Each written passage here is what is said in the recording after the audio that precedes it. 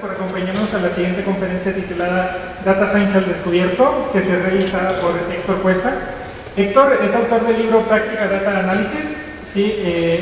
Que fue realizado por la editorial PAC Publishers, y actualmente Héctor provee servicios de consultoría en diferentes temas, principalmente en ingeniería de software, análisis de datos, ¿sí? Y adicionalmente se desempeña como instructor en NICE para las certificaciones de desarrollo en ingeniería de software. Por favor, le damos la bienvenida a Héctor.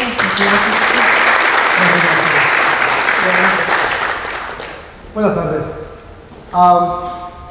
Esta plática es un poquito polémica porque hay muchas opiniones encontradas acerca de lo que es y de lo que no es Data Science. Entonces vamos a ir partiendo por conceptos, ¿de acuerdo? ¿Qué es Data Science? ¿De dónde viene? Es un concepto nuevo realmente, es un título nobiliario nuevo dentro de la gente de sistemas. Y esto viene por tres razones principalmente. Este concepto no existía hace 5 años. El primer elemento interesante fue que la gente en general, todos, tenemos una capacidad actual de generar mucha más información de la que habíamos tenido en toda la historia de la humanidad. Antes, si queríamos generar cualquier cosa, una publicación, un ensayo, cualquier elemento que nosotros quisiéramos dar a conocer a la gente, tenía que pasar por un proceso editorial o tenía que ser un proceso en el cual tú tuvieras que reproducir y transmitir tu información, ¿sí? Pero ahora tenemos la gran facilidad de poder subir la información que queramos desde nuestro móvil, de generar información con lo que hacemos, que ya llegaremos un poquito más adelante a lo que es Spotify Self. Entonces, esta gran cantidad de datos que se ha venido generando en la última década, la aparición de las redes sociales, el concepto como tal de utilidad que se le acaba de dar, no es algo nuevo, la red social existe en términos antropológicos desde el inicio de la sociedad. Simplemente que ahora tenemos evidencia y podemos constatar varios de sus elementos. Entonces, ese fue uno de los factores primordiales, el hecho de que pudiéramos generar más datos. El otro factor fue la crisis, más o menos, que existe en la educación americana. Estados Unidos estaba graduando más doctores de los que podía emplear. Doctores en ciencias, en física, doctores en epidemiología, estaba graduando más gente de la que puede emplear. Entonces, esta gente, obviamente, al tener habilidades de diferentes tipos, como estadísticas, matemáticas, visualización, gente que viene del área de la ciencia como tal, se fueron a Palo Alto y quisieron chamba. Pero querían en su título nobiliario, querían que apareciera la palabra science. Digo, porque en algún momento tenían la idea de volver a la academia. Entonces estamos hablando como Henry Manson, como Kit Bourne. Por ejemplo, Kit Bourne es doctor en astrofísica. Y tú dices, bueno, ¿qué es un doctor en astrofísica desarrollando aplicaciones y siendo el pilar de uno de los movimientos de Big Data? Bueno, pues que es ahí donde se generan este tipo de necesidades. Necesidades donde la capacidad actual instalada dentro de las empresas no es suficiente para poder proveer al mundo de las aplicaciones necesarias. Las aplicaciones están cambiando un poquito de tema. Las aplicaciones hasta hace 5 años eran aplicaciones basadas en transacciones. Los datos generados de esas transacciones era daño colateral. Yo lo que quería era que la transacción se ejecutara y almacenara algo. Pero el dato como tal era daño colateral. Era simplemente para persistir la existencia de la transacción. Lo importante era la transacción. Ahora no. Ahora las aplicaciones se van a basar en datos. Y ahorita vamos a ver qué es que una aplicación se basa en datos. En términos generales es cuando los datos son parte del problema. Pues ahorita vamos a hablar. Entonces se necesita una área muy multidisciplinaria, ¿de acuerdo? Donde se mezclen cuestiones como el machine learning, como la estadística, como la matemática y conocimiento del contexto de la aplicación que quieres hacer. Ahora, es algo muy interesante esto, porque a mí me han dicho, bueno, ¿y qué no lo hacían ya los estadistas? Sí y no. Aquí hay dos factores fundamentales. Los estadistas siempre juegan con muestras, siempre que tratan de reducir su universo, sacando una muestra estadística basándose todos lo tienen pintado en la pared, su teorema de línea principal, diciendo, bueno, con mi muestra, si la muestra es aleatoria y es suficientemente grande, significativa, bueno, puedo representar todo mi universo. Aquí no, el científico de datos tiene que ver el concepto del problema desde un punto de vista holístico. ¿Qué significa? Que la suma de mis partes va a ser más pequeño que mi todo. Que mi aplicación como tal me va a devolver algo que no estaba en la suma de las partes. Y lo que es, se conoce como valor. Vamos a obtener valor y conocimiento a partir de los datos. ¿De acuerdo? Entonces eso lo vamos a ver más adelante. Muy bien, entonces, para la ciencia de datos tenemos pasos muy parecidos, se van a percatar que son muy parecidos a cualquier experimento científico regular. Tiene que ser reproducible, ¿sí? Tiene que ser estandarizado, ¿de acuerdo? Y empezamos por definir un problema. Definimos un problema, planteamos preguntas. ¿Qué queremos hacer? ¿De acuerdo? Una vez que estemos planteando que tenemos que plantear el problema, tenemos que obtener los datos. De hecho, dentro de obtener los datos y limpiarlos y formatearlos, es muchas veces el 60% de tu tiempo. El solo adquirir los datos, ¿cómo los vas a adquirir? Y una vez que los tengas, ¿cómo sabes que están bien formateados? Y una vez que estén bien formateados, ¿cómo sabes que están en el formato adecuado? Y una vez que están en el formato adecuado, entonces sí, ya modélalos y procesalos. Recuerden, garbage in, garbage out. Si entra basura, va a salir basura. Y eso es algo bien importante y que no se ha entendido muy bien dentro de la industria en general. Muy bien, una vez que ya tengo los datos, ¿cómo voy a saber si están bien? ¿Cómo voy a saber si hay distribuciones adecuadas, si están las proporciones adecuadas? Bueno, a través de explorarlos. Explorando de dos formas. Uno, la vieja forma estadística, que es sacar medias, sacar sumas, ¿sí se ve? Y la otra es a través de visualización. El ser humano tiene una capacidad innata para encontrar patrones. Es increíblemente sencillo para nosotros encontrar formas dentro de las líneas y los puntos. Es mucho más fácil para un humano leer una gráfica que leer 50 páginas de números. Y se puede jugar con más elementos. Pues una vez que ya exploré los datos, que sé de qué naturaleza son. Hay diferentes tipos de problemas. Hay problemas que se pueden resolver del tipo de grafo. Vamos a ver algunos ejemplos. Hay problemas que se pueden resolver directamente por los algoritmos. Hay problemas que se tienen que resolver directamente analizando imágenes, etcétera, etcétera, etcétera. Aquí el problema es que tenemos una variedad enorme. No solamente nos vamos a basar en los datos típicos almacenados de forma relacional, sino que dependiendo del problema es escoger en qué lo vamos a almacenar. La persistencia aquí es, ya en el punto general, es la forma en la que nosotros vamos a modelar los datos. Si yo quiero una base de datos basada en grafos, bueno, mi base de datos tiene que tener un problema basado en grafos. No todo puede modelarse así. Cosa que pasa mucho con las bases de datos relacionales. Uno piensa que trae un martillo y a todo le cae de clavo. ¿De acuerdo? Hay cosas que las bases relacionales son muy buenas y que no las van a poder cambiar. Y hay cosas que las bases de datos relacionales no hacen bien, que no están diseñadas para hacer eso. Por ejemplo, relaciones circulares. Hacer una relación circular de bases relacionales es complicadísimo. Bueno, sí se puede, pero es muy latoso y es sucio y no sabes dónde terminar. En general no está diseñado para estar jugando con eso. Una vez que ya tenemos el tipo, la forma en la que vamos a manejar los datos, necesitamos modelarlos, necesitamos escoger el algoritmo adecuado. Hay muchos algoritmos, en este caso hay 4 familias grandes de algoritmos: los clasificadores, los agrupadores, los predictores y, en este caso, los optimizadores. Entonces, vean también que hay optimización. ¿Cuál es la diferencia fundamental contra lo que hacían los estadistas viejos? Bueno, es muy simple: el tiempo en el que se hace. Cuando tienes una aplicación, hay 4 tiempos en los que tú puedes desarrollar la aplicación. Tu aplicación va a servir a post-mortem, que significa que el evento ya pasó y solo quiero analizar qué pasó. ¿Sí? Va a ser en semi-tiempo real, que significa que, bueno, estoy capturando los datos, pero los estoy analizando casi al mismo tiempo, no al mismo tiempo. ¿Sí?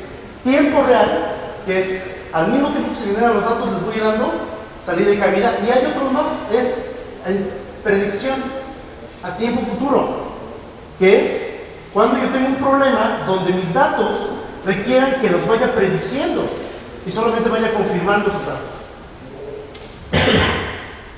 Muy bien, déjenme ponerles un ejemplo acerca del futuro, que como que es complicado al principio. Piensen en el Kinect. El Kinect, esta cámara de profundidad que tiene Microsoft, salió hace 3 o 4 años, ¿no? 3 años. Bien. El Kinect para los primeros juegos, o para los juegos en general, es malísimo. Es muy malo. ¿Por qué? Y vamos a explicar exactamente qué pasó ahí. Bien, cuando tú te mueves y estás frente a un espejo, estás jugando con óptica, que significa que es la velocidad de la luz menos la atmósfera, etcétera, etcétera, etcétera. ¿De acuerdo? Es prácticamente inmediato. Te mueves y se mueve. Cuando tú estás frente a la televisión y te mueves, primero tiene que haber un proceso de adquisición de datos. Lo que estamos tomando es una nube de puntos, se mete de forma por varios sensores, infrarrojo, sensor RGB, etc. Se mete por varios sensores al Kinect, pasa por el hardware, se transforma en monito y te pinta el monito que escogiste para jugar. ¿Se dan cuenta que hay un proceso ahí intermedio? Ese proceso genera un concepto que en juego se llama lag, una pérdida, un retraso. Entonces cuando yo muevo la mano, el monito va a tardar un segundo en mover la mano. ¿Están de acuerdo que eso ni siquiera con tiempo real podría solucionarlo? ¿Por qué? Porque yo me muevo y si lo estoy trabajando en tiempo real, al fin y al cabo va a haber pérdida. Por poquita que sea, por rápido que sea el hardware, hay pérdida. Entonces, va a tardar en reaccionar. ¿Qué pasa aquí? Bueno, Microsoft tenía varios problemas. El primer problema que tenía era que en el momento en que salió el Kinect, el hardware del Xbox ya tenía 6 años. Significa que yo tengo que jugar con un hardware de arquitectura de hace 6 años. ¿Sí se ve? ¿Qué pasó después? Bueno, la respuesta es, bueno, pónganle un chip de GPU a tu sensor de profundidad y entonces preprocesa los datos y mándalos de forma veloz. Bueno, ahí tenían otro problema. El Kinect salió con un precio de $175. Si le agregaban un GPU era $50 más, lo cual era $225. Y una consola completa llamada Wii costaba $250. Entonces, ¿qué querías comprar? ¿Una consola completa o un periférico para una consola que ya tenías? Obviamente la consola completa iba a ganar, ¿no? Entonces estaban desplazando a nivel de mercado por el precio. No podían poner un chip de GPU, ¿de acuerdo? Entonces aquí el problema puntual es que los datos no entraban suficientemente rápido y no se procesaban suficientemente rápido. Entonces, ¿qué tenían que hacer aquí? Bueno, utilizar un algoritmo predictor. Iban prediciendo el movimiento humano. Por eso es que si de repente haces y cambias de forma abrupta el movimiento se sigue hasta que se da cuenta de que ya cambiaste tu trayectoria. ¿Sí se ve? Entonces tenías que ir más adelante. Pero entonces, en algún momento platiqué con uno de los ingenieros que trabajó para Microsoft en ese proyecto y le preguntaba, ¿por qué usaste un algoritmo tan malo? Es un concepto que se llama Rainforest. Árboles de decisión, nada más. ¿Por qué usas un algoritmo tan malo? Es malo, el algoritmo es muy poco preciso. Me dijo, bueno, es que teníamos el problema del hardware. Si usamos un algoritmo más moderno, que consumiera más hardware, ¿íbamos a perder qué? Íbamos a perder render a la hora de hacer los monitos. Entonces, si se dan cuenta, el juego que te regala con el Kinect era un juego donde los monitos son muy simples, transparentes, muy de líneas, pero si ya no querías jugar con Resident Evil 5, no iba a funcionar. ¿Sí se ve? Entonces decidieron sacrificar algoritmos en nombre de la arquitectura por problema de los datos. Entonces podemos definir un problema basado en datos cuando los datos son parte del problema. ¿Sí se ve? Y podemos definir 3 áreas fundamentales: los datos, los algoritmos y la arquitectura. Y es lo que diferencia al científico de datos del estadista general. El estadista solo se preocupa por los datos. Nosotros tenemos que preocuparnos también por el algoritmo, que sea eficiente, que sea confiable, que sea preciso, ¿sí? Siempre y cuando esté conforme a nuestra arquitectura. ¿De acuerdo? Bien. Una vez que ya escogí qué algoritmo, voy a pensar en escalar mi aplicación. Obviamente siempre jugamos con datos pequeños para cuando queremos hacer la prueba. Siempre usamos sets pequeños, sets medianos. ¿Qué pasa cuando lo ponemos en el mundo real? En el mundo real no es como nosotros teníamos nuestro set controlado. Entonces siempre hay que pensar en que nuestra aplicación tiene que ser escalable, que se pueda aumentar y que no me afecte yo a nivel de transacción, a nivel de proceso, que no me afecte. ¿De acuerdo? Muy bien, una vez que ya tengo la solución y ya sé cómo escalarla, voy a visualizar, a interpretar los resultados. Yo voy a tener un resultado visual, normalmente. ¿Por qué? Porque estamos hablando de sets muy grandes. La forma de conjugarse es muy grande a través de la visualización. Entonces yo puedo visualizar los resultados, escoger diferentes formas de visualizar, sacar correlaciones, sacar medias estadísticas que nos permitan verificar, aquí es un punto importante, verificar que nuestro resultado sea confiable. ¿Cuál es el rol del científico de datos? Bueno, el rol del científico de datos es simple. Él tiene que jugar como un intermediario. Tiene que saber mucho de hacking, tiene que saber mucho de código. ¿Por qué? Porque al fin y al cabo los algoritmos son parte fundamental del problema. Tiene que saber también acerca de cómo escalar la aplicación de los servidores, etc. ¿Por qué? Porque él es responsable de que el producto salga bien. Y eso sí, si es Hadoop, tiene que cobrar 50%. Ahorita hablamos de qué sea. Esta gráfica puede ser, ¿cómo se llama? Puesta en escrutinio, porque la inventé yo antier. Pero veamos los tipos de problemas que tenemos en base de datos. Tenemos una línea aquí, una línea que nos divide, ¿sí? El eje X es la madurez analítica y el eje Y es nuestra ventaja competitiva. ¿Por qué? Tenemos que tener ventajas competitivas, ¿están de acuerdo? Que yo pueda recomendar mejores productos y más precisos a la gente es una ventaja competitiva. ¿Sí se ven? Entonces tenemos los datos crudos, archivos separados por comas que yo puedo abrir en Excel, seleccionar una columna y Excel es horrible, ¿no? Y pintar una gráfica. Tenemos datos limpios, que yo de mis datos crudos los formateo, les doy una estructura, veo cuál es la forma en la que van a funcionar, los normalizo, entonces me dejan datos limpios. Después ya puedo tener consultas y reportes, ¿sí? Que es lo que hacemos siempre en la base de datos. Todo esto es que a tiempo pasado, ¿verdad? Incluso el concepto de Business Intelligence de LAC y de reportes de cubos, etc. juegan con el concepto de postmortem. Ya tenemos los datos, ahora vamos a analizar qué pasó. Mi pregunta fundamental de esos sistemas es ¿qué pasó? Porque mi preocupación es la transacción, no el dato. En las aplicaciones basadas en datos, tenemos análisis estadísticos, ¿por qué pasó? La pregunta cambia. La pregunta ahora es ¿por qué pasó lo que? Y por eso está exactamente a la mitad de la línea. Muy bien, tenemos el modelo predictivo, ¿sí? Que son los modelos de Machine Learning que vamos a estar platicando en un rato, que dice ¿qué va a pasar? ¿De acuerdo? Y es otra pregunta diferente. Una cosa es qué pasó, otra cosa es por qué pasó, y otra cosa es qué va a pasar. El siguiente elemento, ¿cuál es? ¿En qué clasificación cabe?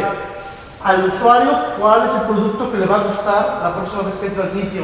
Etcétera, etcétera, etcétera. ¿Cuál es el? ¿Qué va a pasar? Y por último tenemos optimización, que es ¿qué es lo mejor que puede pasar? Es una pregunta donde ya, una vez que tenemos cierto conocimiento de un fenómeno, mientras más conozcamos un fenómeno, más vamos a ser capaces de poder predecirlo. Pero mientras, podemos utilizar métodos de simulación para poder ver diferentes escenarios y calcular cuál va a ser la mejor opción. En este caso, es lo que le falta, en el caso del Kinect quedó aquí el modelo predictivo.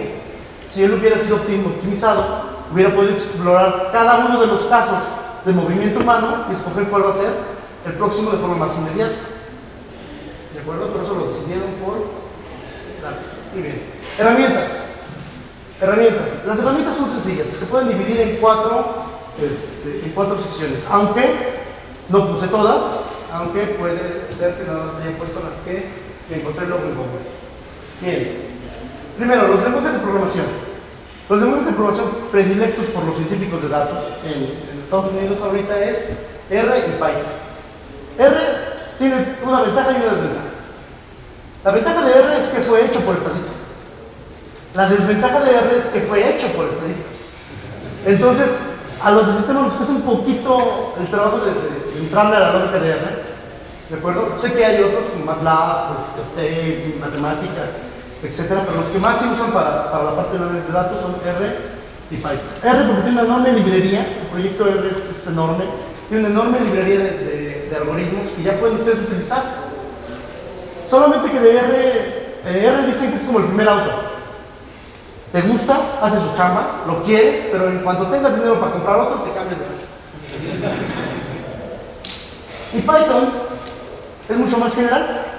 En lo personal me gusta mucho Python. Es una mezcla rara entre objetos, funciones, secuencias, scripts. Es una mezcla rara, lo entiendo. Pero Python tiene una gran cantidad de librerías como Pandas, por ejemplo. Pandas, todo lo que le falta a Python de R, se lo agrega Pandas.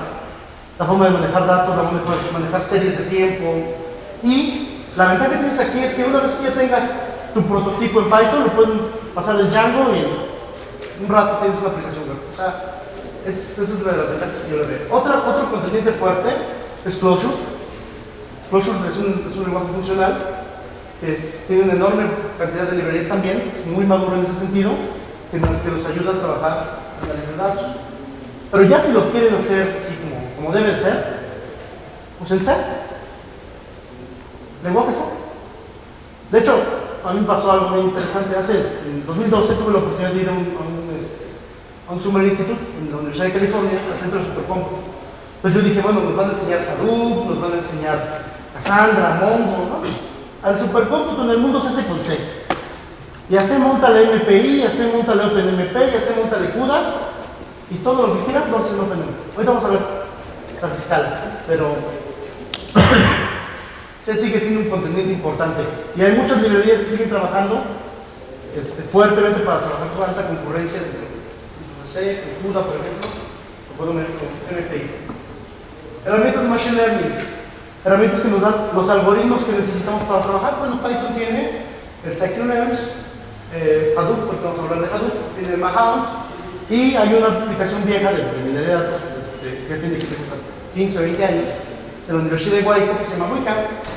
Está montado sobre Java, aunque siempre los sets no aguantan sets muy grandes y tienes que hacer algunos malabares para que jale bien ya en producción. Entonces, para prototipos está perfecto, pero realmente para ya producción, yo recomendaría Mahound o scikit-learn. Visualización, hay muchas herramientas de visualización. Una de las más populares hoy en día es B3JS, que es una herramienta que nos permite usar el canvas del HTML5 para pintar cosas muy fácil y tiene una forma de interactividad muy sencilla.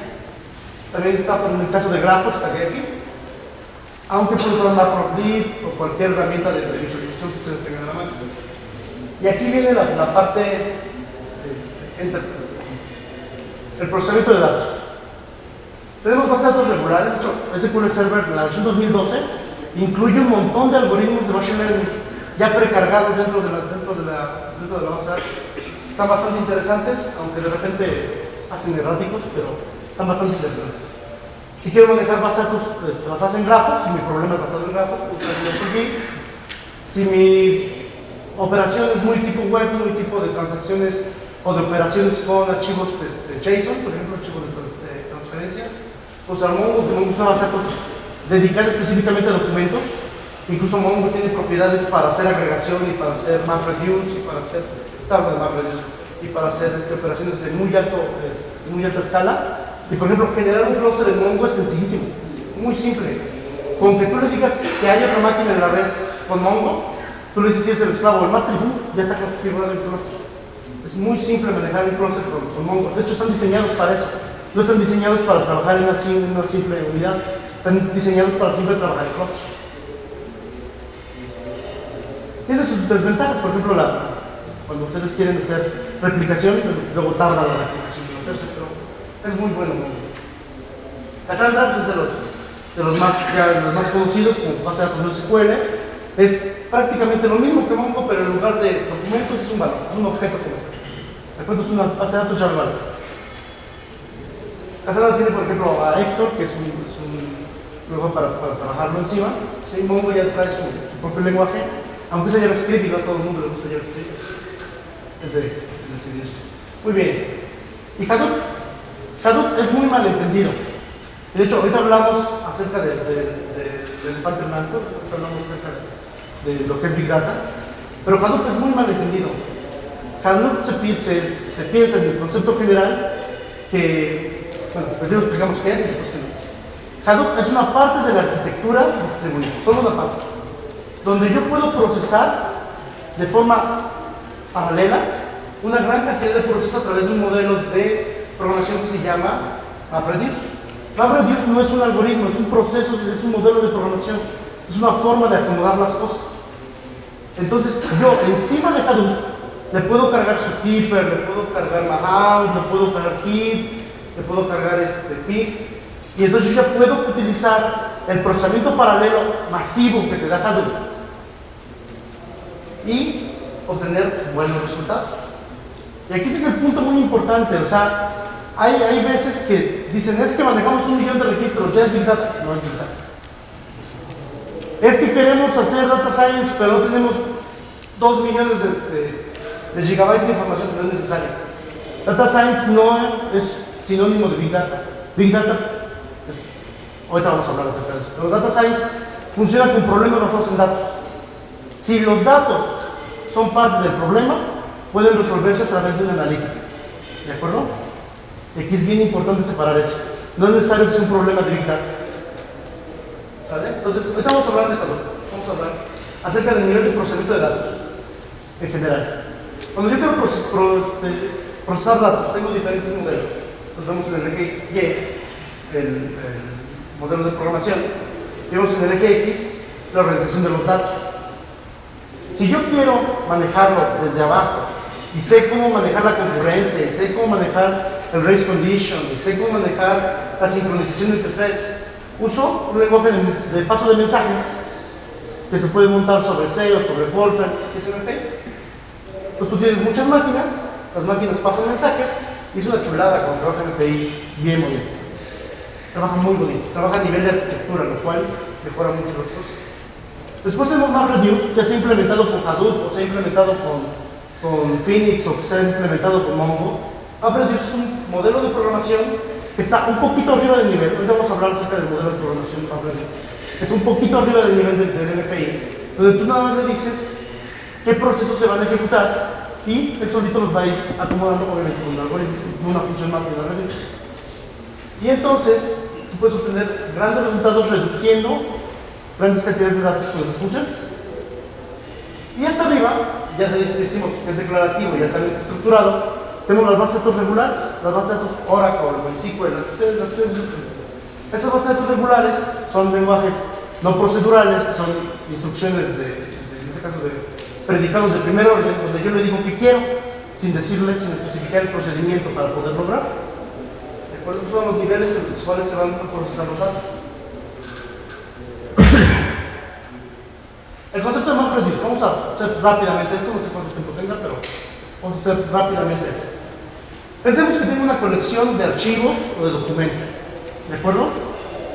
Ok, de esa colección va a estar de forma distribuida, va a estar en diferentes máquinas.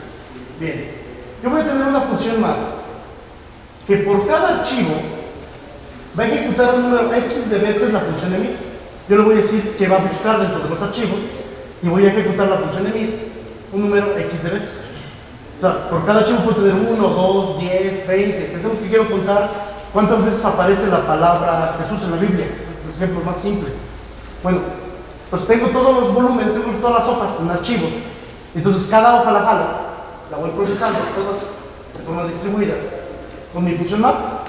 Dentro de cada hoja voy leyendo y voy señalando cada vez que aparezca la palabra que busco. ¿Sí se ve? Ok, entonces puede ser una vez, puede ser 20, no lo sé. Por eso cada vez que yo llamo la función map, tengo que llamar un número X de veces la función emit.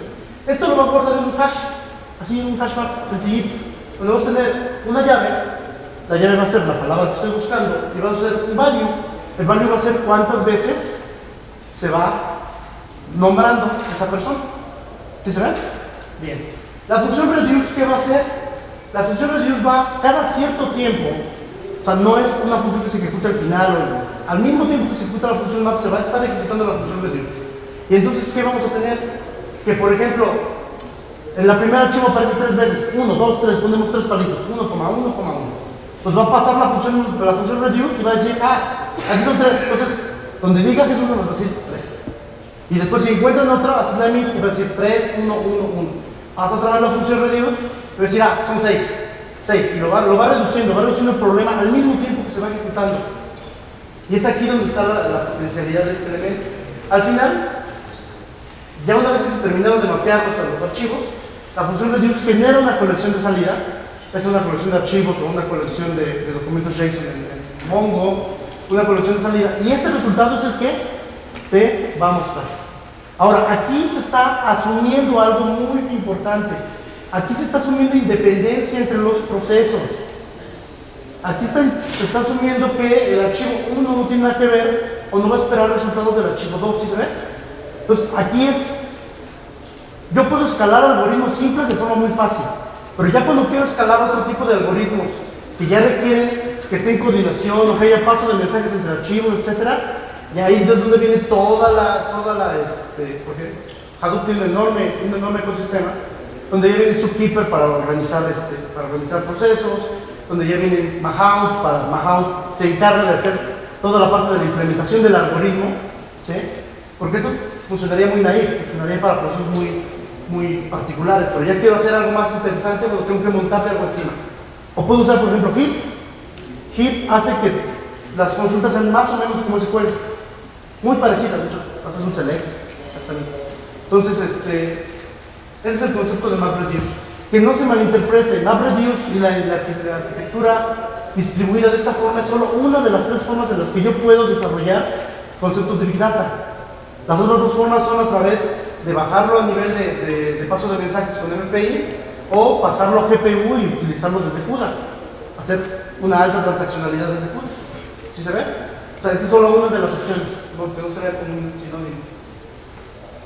Varios de los sistemas, por ejemplo, en el caso de sistemas de recomendación,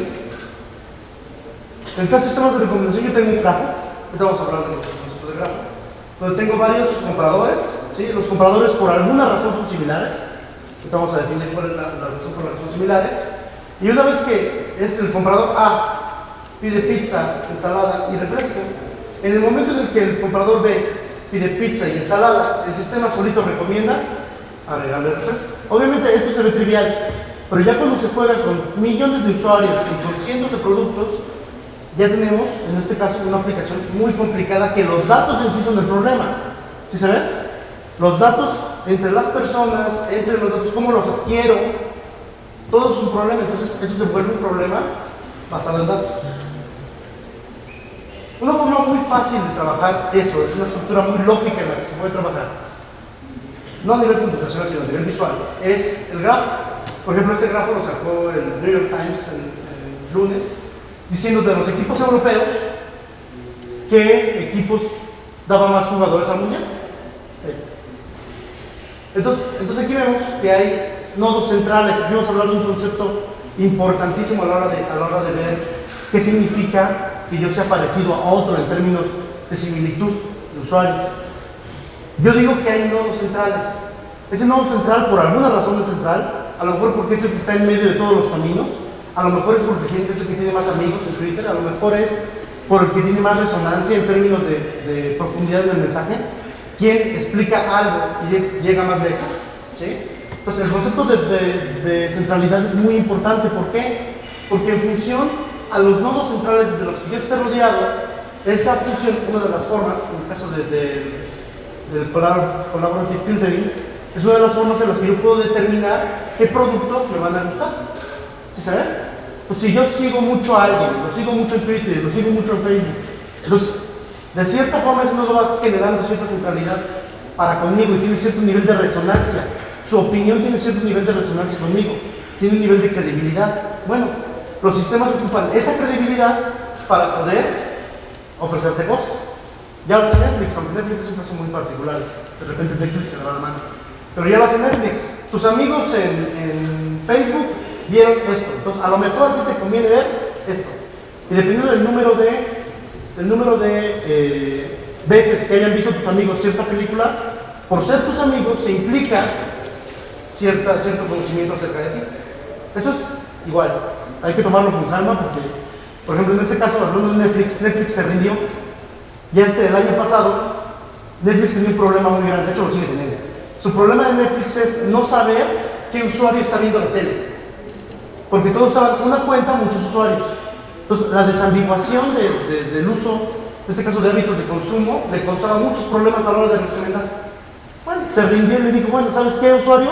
Cuando te lo ves, dime quién está viendo la tele. Eso fue trampa. ¿De acuerdo? Bien. No hubo otra forma de sacarlo. Ok. La vida en tiempo real.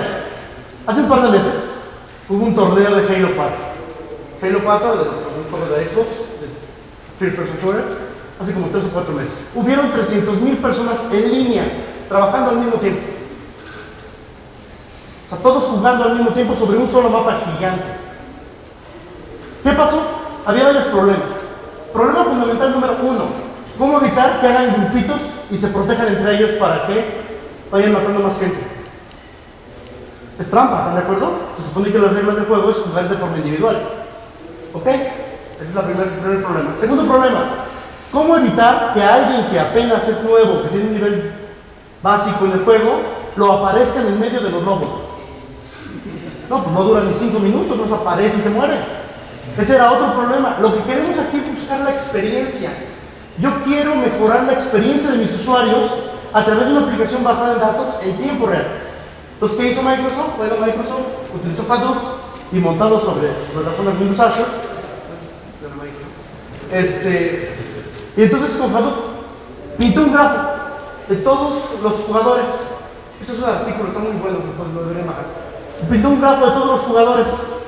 Cada jugador tenía con quién había jugado antes en el Xbox Live y había visto quién lo había matado, quién no había matado, había generado rankings. Entonces imagínense un grafo tirado con 300,000 nodos y cada nodo con una barrita de tipo gráfica de barras, una barrita de su nivel. Entonces ellos en tiempo real ajustaban, porque tenían un número de vidas antes de que sacaran del torneo, ajustaban el campo y, por ejemplo, si ustedes se protegían y veía que el sistema, que había ahí muchos con alto nivel y que de repente no se moría nadie, bueno, a la siguiente vez los aparecía en otro lado, lo más lejos posible. Y entonces, por ejemplo, a alguien de nivel intermedio lo ponía con gente de nivel intermedio. Y a los lobos los alejaba para evitar que sean grupos. Y entonces se generó una experiencia donde el torneo duró 8 días corridos.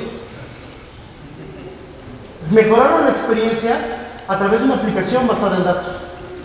¿Sí se ve? Un ejemplo más simple. Ahora, otro punto importante que quería tratar con ustedes, el Quantified Self. Hoy en día ya todos vemos que en Facebook aparece, corrí 11 kilómetros a tal ritmo, con tal pulso cardíaco, etcétera, etcétera, etcétera. Entonces está de moda ahorita ser corredor. Bueno, habíamos hablado al principio de lo fácil que era generar datos. Bueno, pues ahora va a ser más fácil todavía. E incluso hay vasos que detectan el tipo de bebida y cuántas consumes al día y a qué temperatura. Si se ve, o sea, puedes tú llevar un orden y para los obsesivos compulsivos decir cuántas sentadillas, cuál es tu peso, cuánto dormiste y dentro de ese dormiste, cuál es tu ritmo cardíaco durante el sueño, lo cual puede determinar ondas alfa dentro de tu sueño. Bueno, eso se puede con esos wearables, esas pulseras, zapatos, cosas que te vayan midiendo cosas acerca de ti. Pero eso genera datos y esos datos pueden ayudar y hacer cosas para aplicaciones basadas en datos. Ahí el problema en los datos fundamentalmente. Cómo te mides a ti mismo, durante qué tiempo, etc. Vamos a ver este espécimen. Este espécimen se llama Aaron Pericles. Y en el 2008 empezó un experimento donde cada minuto su celular guardaba la posición de GPS donde estaba, cada minuto, durante 4 años. Al final nos pudo dar un montón de bellas visualizaciones de su ciudad, dándonos que en el 2012 fue el amarillo, 2011 el rojo y 2008 al 2010 el azul. Y vemos, por ejemplo, determinamos dónde ha trabajado, determinamos cuál es su comida favorita, determinamos cuáles son sus patrones de consumo, determinamos un montón de cosas a partir de los datos que va capturando a partir de acuerdo. Este es un dato particular porque él lo hizo por su propia cuenta antes de que existiera todo este movimiento. Bueno, ¿y qué es el Big Data? Si le preguntamos a Google, nos va a decir que es como sexo en secundaria, nos va a decir que es un problema, nos va a decir que está muerto. ¿Sí se ve? Bueno, en realidad Big Data, sacando de lado la parte mercadotecnia, el concepto fundamental de Big Data es: quiero hacer aplicaciones que tengan gran volumen, mucha velocidad y que sean de datos variados. ¿Qué significa? Si alguien de ustedes me dice quiero hacer Big Data con mi base de datos en Oracle, yo le digo no es Big Data, por muchos millones de registros que tenga. Si alguien me dice voy a hacer Big Data pero lo voy a sacar reportes cada 6 meses, no es Big Data. ¿Sí se ve? Pues a lo mejor es Data Warehouse, a lo mejor es Business Intelligence viejo. Ok, voy a platicarles 2 ejemplos de Big Data en general. Ejemplo número 1. Hace 2 años en Perú se estrenó un nuevo telescopio. Ese telescopio genera fotografías en diferentes espectros, rayos X, infrarrojo, RGB, diferentes espectros, y generaba 12 terabytes de fotografías, en este caso en diferentes espectros de alta resolución cada noche. Tenemos aquí las 3 Bs. Tenemos variedad, son diferentes tipos de espectro lo que estoy tomando. Tenemos volumen, son 12 terabytes de fotografías cada noche. ¿Cuánto tiempo va a tardar en barrer cualquier data center que ustedes quieran? En meses se acaban petabytes de información. Y tiene que velocidad porque solo tienes las siguientes 12 horas para procesarlo, porque después empieza el sistema a utilizarse para capturar las imágenes. Ahí estamos hablando de Big Data. Y de hecho, la naturaleza de Big Data nació en la astrofísica y nació en las finanzas. En los, ¿se acuerdan cuando se derrumbó el Challenger cuando iba volando el avión? ¿Explotó? Fue en el 97 por ahí, 96. Bueno, hubo un despedidero de físicos de la NASA. Bueno, hay un artículo muy interesante en Forbes que dice que el 80% de esos físicos que trabajaban en explosiones se fueron a trabajar a Wall Street. Y entonces en Wall Street trabajaban acerca de la implosión de mercados. Y se dieron cuenta que la implosión de mercados se regía por las mismas reglas que la explosión y la implosión de combustibles. Y entonces hicieron un montón de simuladores, hicieron un montón de cosas acerca de Wall Street. Y entonces por eso Wall Street es una de las grandes áreas de Big Data. Astrofísica es otra, ¿sí? Genómica es otra, ¿de acuerdo? Pero cuando estamos hablando de aplicaciones, estamos manejando cientos de teras. O que el tiempo es tan corto que no nos da tiempo para procesarlo. Cosas que no son de cómputo trivial, de que le apachuras un botón y esperas máximo 30 segundos te da un reporte. Eso es cómputo trivial. Cómputo donde tardan semanas en procesar. Por ejemplo, hay otro caso interesante. General Electric juntaba todos sus datos mundiales y los corría sobre un clúster, en MySQL me parece, y eran 100 máquinas en el clúster. ¿Ok? Tardaban 6 horas en generar los reportes a nivel mundial. ¿Razonable? Lo hicieron con Hadoop. Y entonces con Hadoop usaron 50 nodos nada más y consiguieron obtener los mismos reportes con los mismos datos de entrada en solo 16 minutos. El speed-up fue brutal en ese sentido, fue enorme.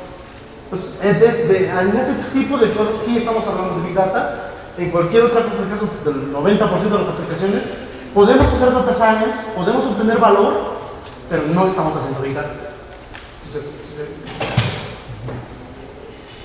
Muchas gracias.